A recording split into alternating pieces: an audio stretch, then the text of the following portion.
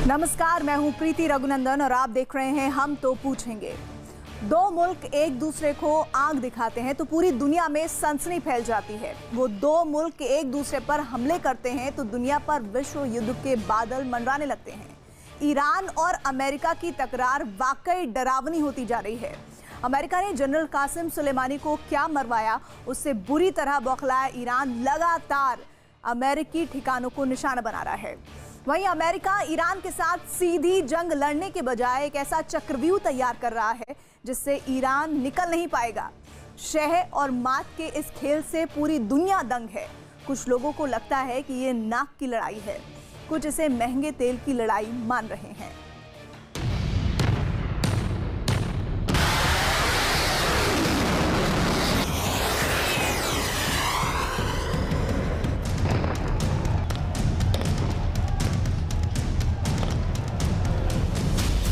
Iran पीट रहा है जंग का नगाड़ा।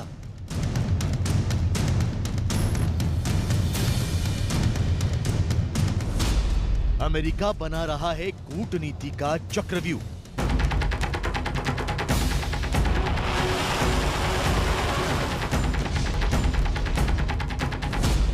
बदला लेने के लिए बेकरार है ईरान।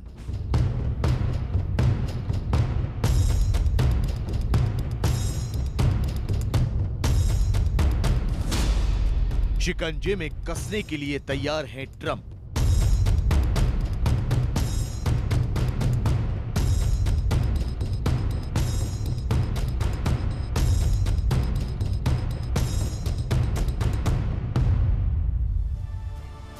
अमेरिका और ईरान की तनातनी से पूरी दुनिया पर छाए जंग के बादल फिलहाल छटे नहीं हैं। अमेरिका के रुख को ईरान भी समझ रहा है, लेकिन जनरल कासिम सुलेमानी की मौत से वो इस कदर बौखला उठा है कि उसने इराक में अब तक अमेरिकी ठिकानों पर हमले बंद नहीं किए हैं। 12 जनवरी को ईरान ने इराक में अमेरिकी ठिकाने पर चौथा हमला किया, जिससे इराक के 4 सैन्य अधिकारी जख्मी हुए।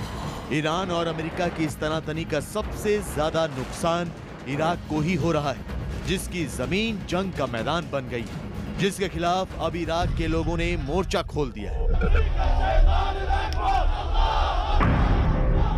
أريدكم كلكم ومريت لا إيران ولا أريد أمريكا ولا أريد الأحزاب كلهم ولا أريدك ترجع لأن أنت ما في خير، كلهم ما فيهم خير. حمي رسالة أريد نوصلها بأنه البرلمان ما يمثلني لأنه قراراته مو ويانا. أبسط شيء احنا صار لنا بال100 يوم متظاهرين ما قرروا لنا قرار بصالحنا. ये विरोध प्रदर्शन इराक की सड़कों पर हो रहा है।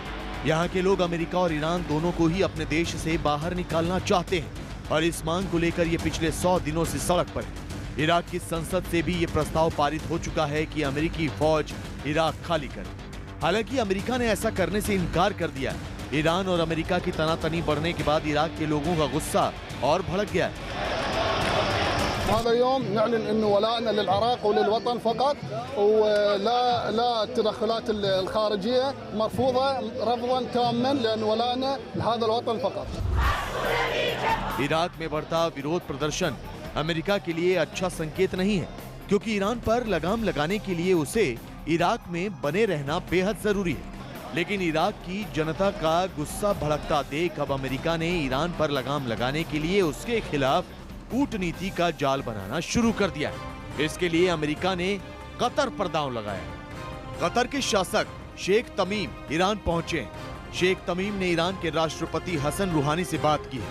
कतर के अमेरिका और ईरान दोनों से अच्छे रिश्ते हैं। ऐसे में कतर ईरान को बातचीत के लिए मना रहा है।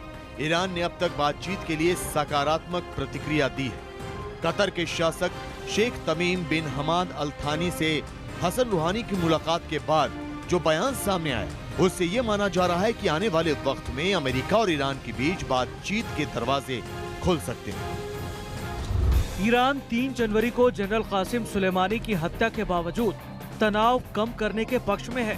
हमारा मानना है कि इस इलाके में फैले क्षेत्रीय संकट को खत्म करने के लिए तनाव कम करना ही एकमात्र समाधान है और हम इस पर सहमत हुए।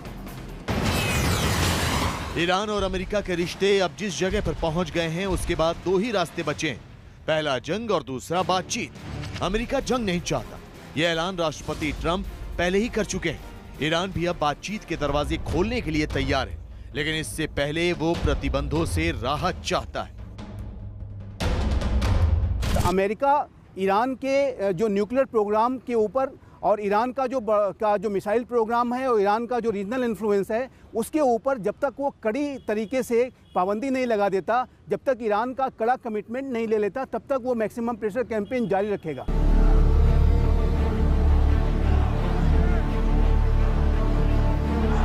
ईरान और अमेरिका के बीच अब लड़ाई दो मोर्चों पर शुरू हो चुकी है। दोनों देशों की फौज और रक्षा मंत्रालय से जुड़े अफसर लगातार धमकी भरे बयान जारी कर रहे हैं, लेकिन राष्ट्रपति डोनाल्ड ट्रंप और ईरान के राष्ट्रपति हसन रूहानी की ओर से जो बयान जारी हो रहे हैं उसमें बातचीत और कूटनीतिक रास्तों को खोलने पर जोर दिया जा रहा है, जिससे ये माना जा सकता है कि अब अमन की पहल शुरू हो चुकी है। ईरान सरकार जो है ये ईरानियन प्लेन को गिराने के बाद जिस तरीके के एक जो है असंतोष की आग पूरे ईरान में फैली है, उससे वो डरी हुई है, उससे चिंतित है, क्योंकि एक बहुत बड़ी मिस्टेक थी जिसमें करीब 82 ईरानियंस मारे गए हैं अदर देन जो है फॉरेन नेशनल्स के।